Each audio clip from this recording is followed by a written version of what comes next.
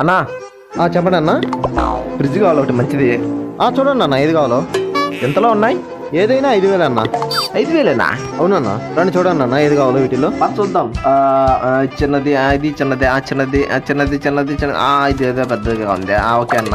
ఇంతగా 5,000 అన్న ఒక రోజన్నా పని చేస్తుందా? సంవత్సరం గ్యారంటీ అన్న. సంవత్సరమా?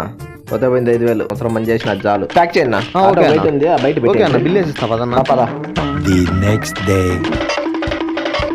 ఏందన్నా ఫ్రిడ్జ్ అడిగి పనికిరా ఫ్రిడ్జ్ ఇచ్చినావు? నీళ్లు చల్లబడకుండా వేడెక్కుతాని. ఏంటన్నా, మంచి ఫ్రిడ్జ్లో ఉన్నాయి ఇవి. నీ బిల్లు నువ్వు తీసుకొని నాకు వేరే ఫ్రిడ్జ్ అనే, లేకపోతే నా లెక్క నాకి కుదరదన్న, గ్యారంటీ అయిపోయిందన్న.